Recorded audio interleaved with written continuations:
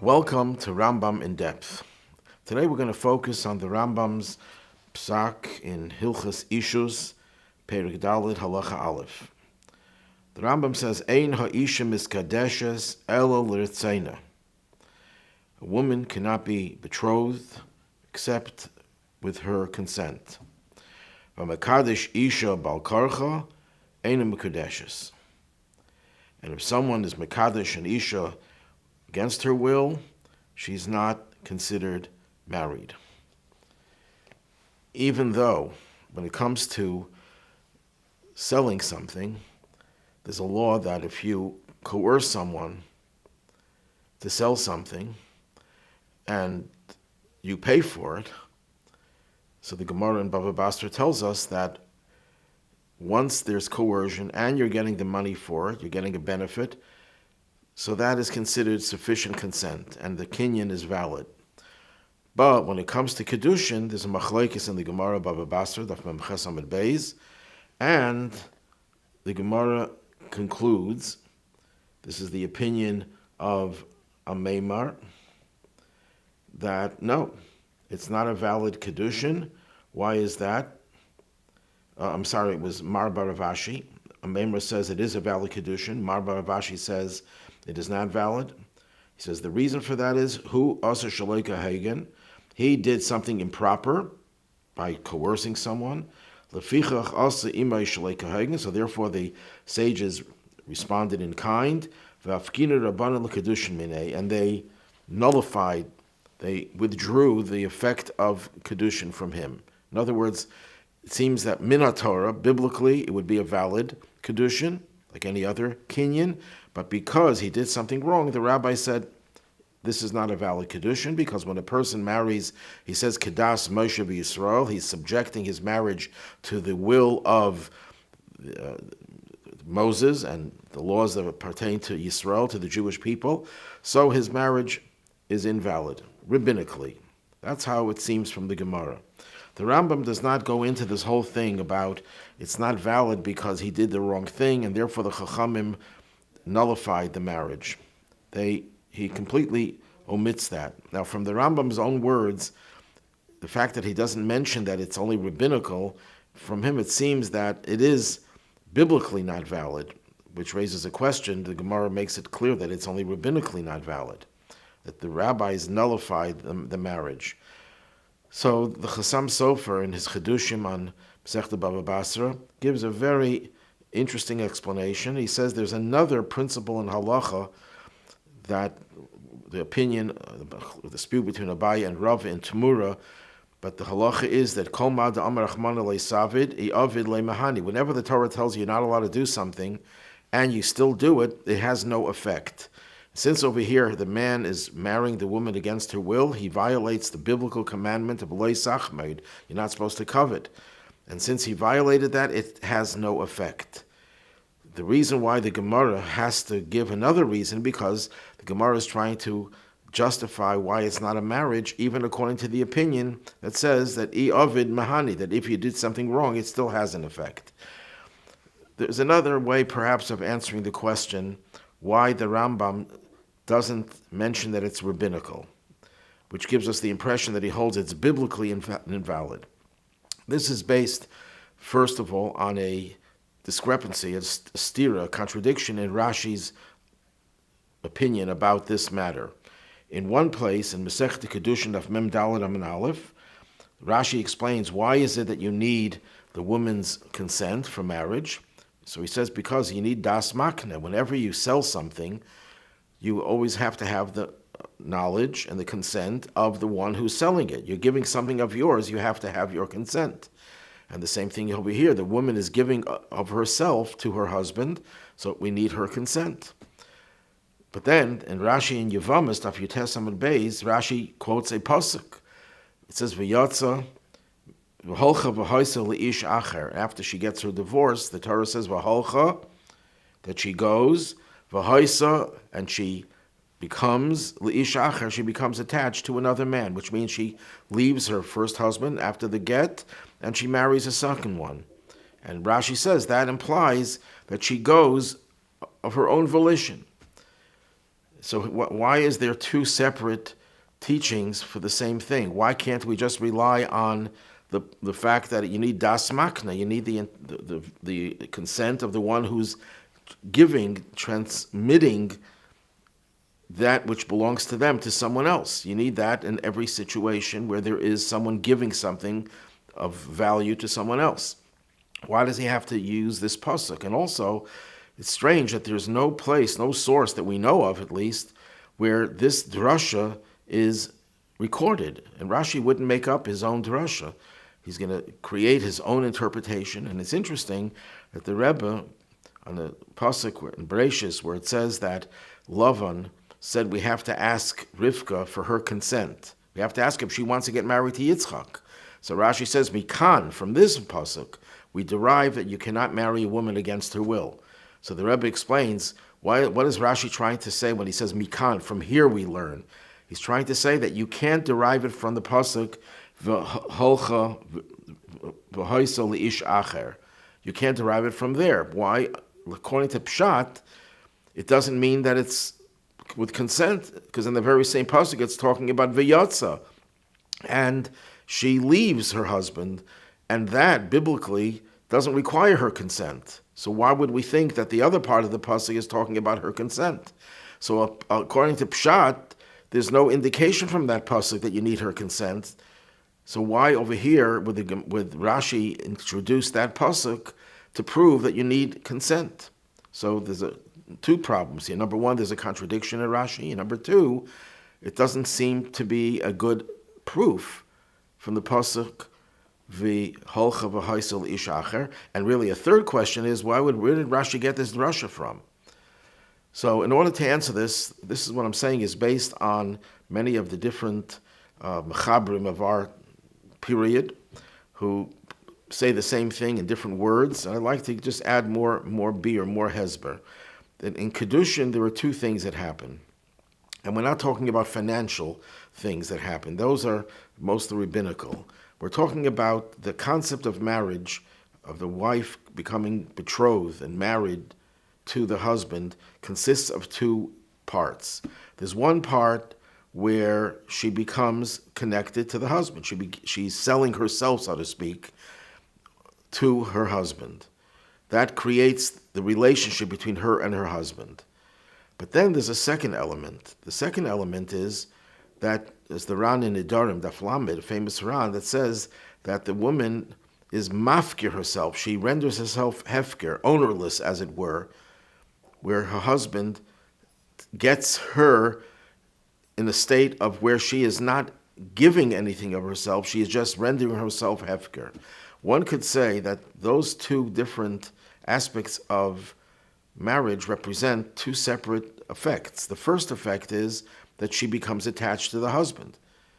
The second effect is that she's forbidden to everyone else, because she's completely, totally subordinating herself to the husband when it comes to the idea of marriage. Marriage is total exclusivity. The first aspect of marriage would not be exclusive.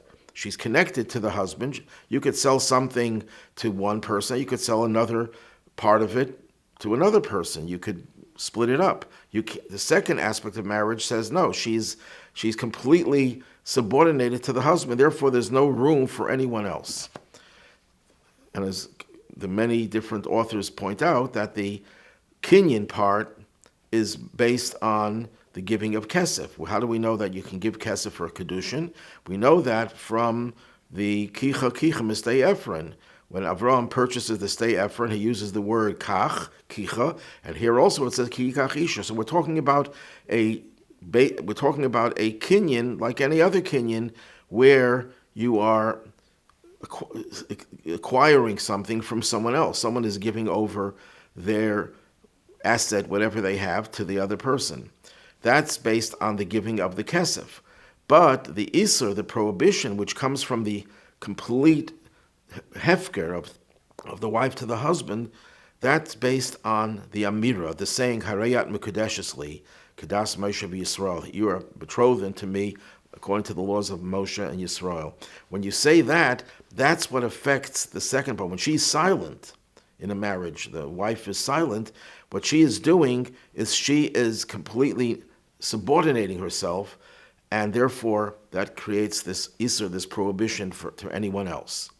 So now, based on this, we could explain what the two different sources that Rashi gives for why you cannot marry a woman against her will. The first source is das makna.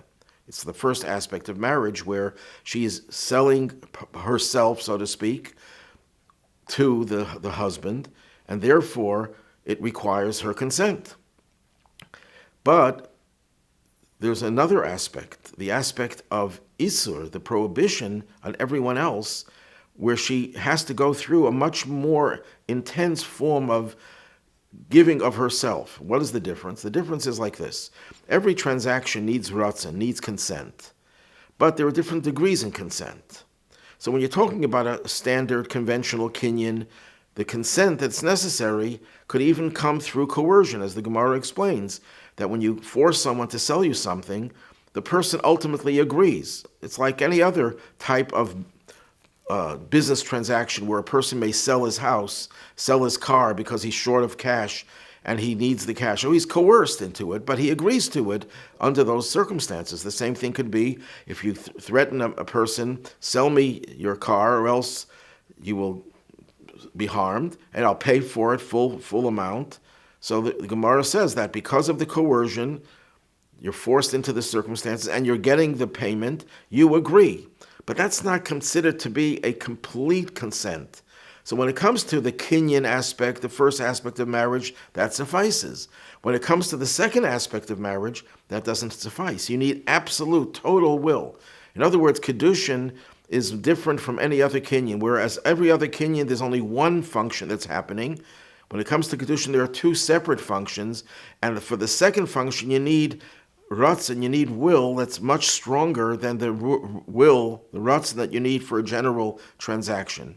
And that's what Rashi bases on the two different sources.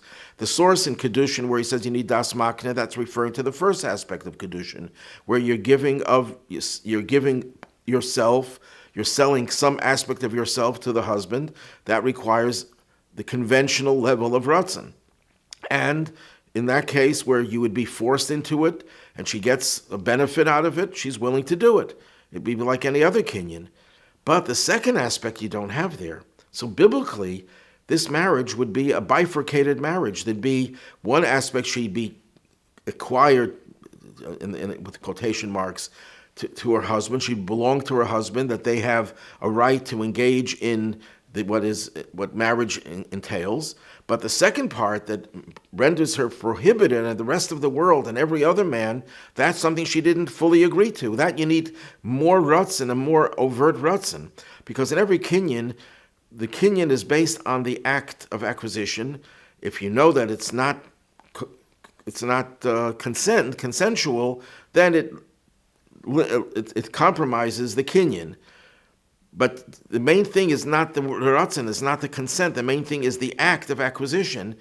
But when it comes to Kiddushin, the second aspect of Kiddushin, the ratzon is the main part of it. That she has to be totally willing to surrender herself totally to be like Metzias of Hefker. Therefore, Rashi divides it into two. The first source in Kiddushin is about das makna. The second source is about, the Gemara there is talking about Maimer, that when you amiyavim, the law of Yibum, levirate marriage, the Torah doesn't require any type of formal Kiddushin, any formal giving of a ring or something like that, but the rabbis instituted that.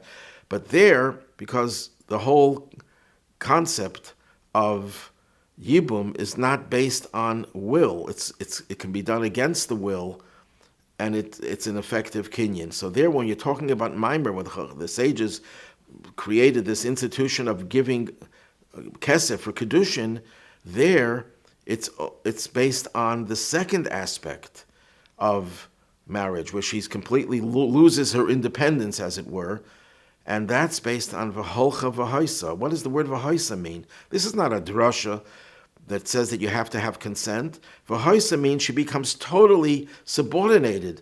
That concept logically requires consent. You can't be completely subordinated to someone without consent, different from any other kinyan.